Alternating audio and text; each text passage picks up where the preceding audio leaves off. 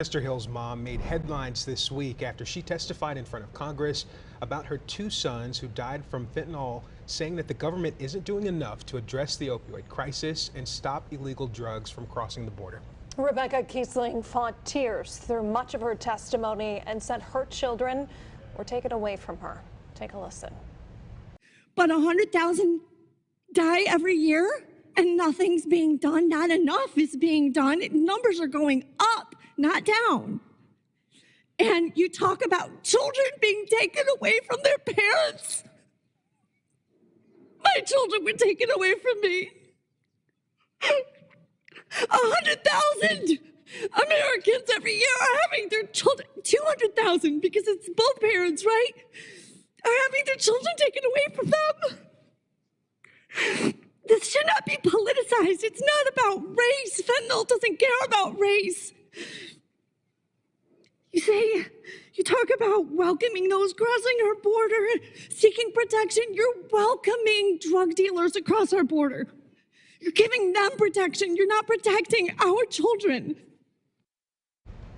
Emotional and heartfelt testimony there. Rebecca Kiesling joins us now in studio to discuss more about her heartbreaking loss and that testimony. Rebecca, first and foremost, thank you so much for being here. I can't imagine how difficult this is to relive, but I know you have a larger goal in mind.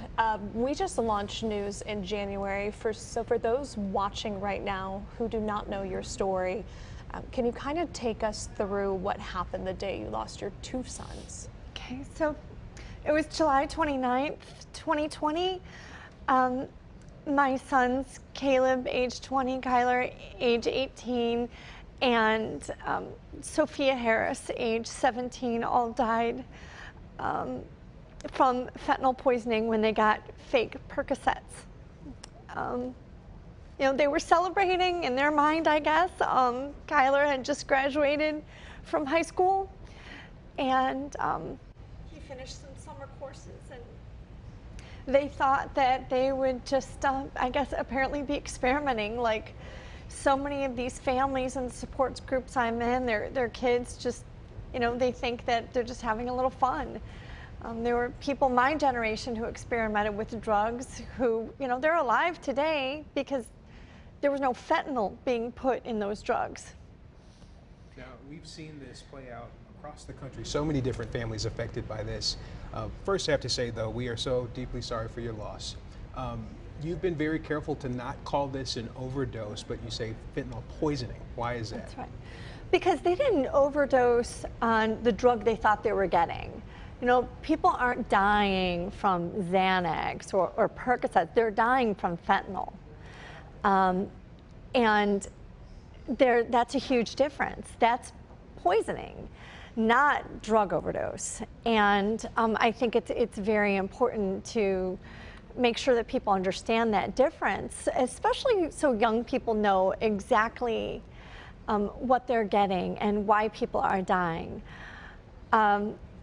I remember last year they said 3 out of 5 pills found in drug busts had lethal doses. Now it's 77% have lethal doses.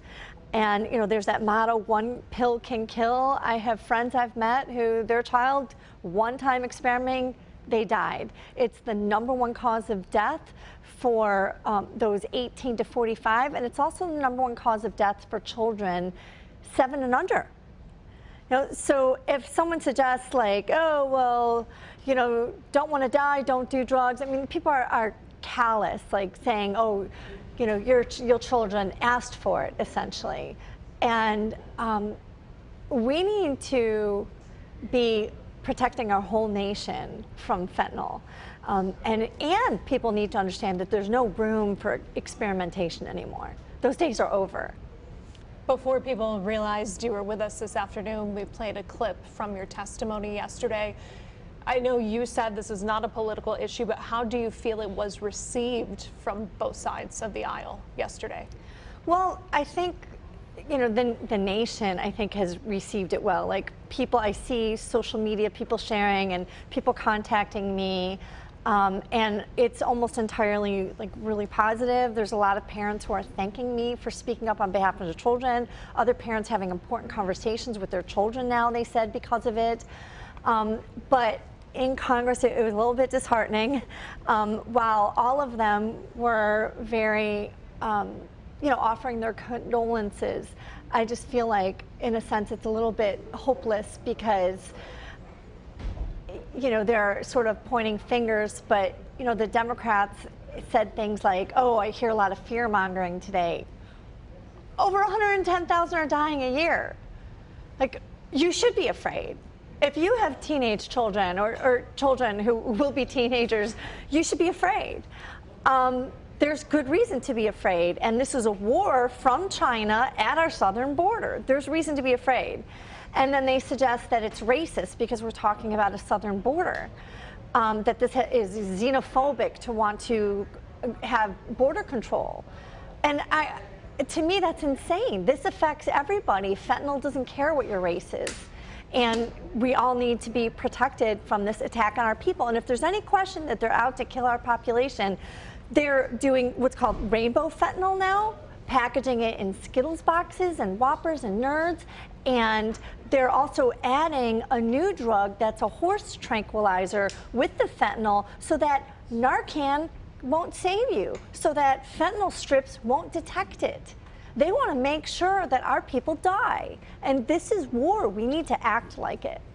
Yeah, as Rochelle mentioned, we can't imagine how difficult this is for you, but you're handling it with so much grace and strength and courage.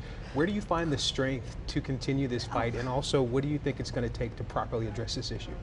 Honestly, let me tell you, this is really hard to survive.